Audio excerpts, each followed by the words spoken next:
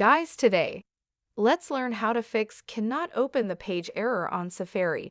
So basically, if you are on an iOS system, what that should look like is something like this. Well, one, you've got to double check the domain that you were searching.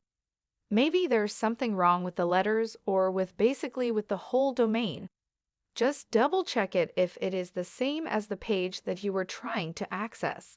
So basically, if Safari doesn't allow you to connect to that page, maybe there's something wrong with the website that you are trying to access, and you have entered a wrong website. So double check if that is the website that you are trying to access. And another thing is to double check if you have a stable internet connection.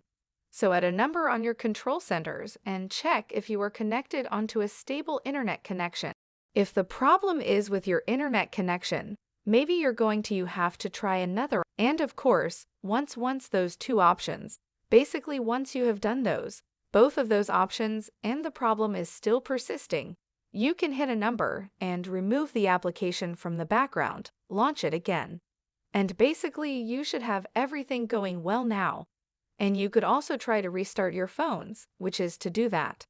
Basically, all you need to do is to add an over onto your assistive touch, heading over to device set and over 10 more, and then click over here onto the lower left corner to restart your device. Basically, that is how you fix that problem. Guys, thank you for watching this video. I'll see you guys in the next one.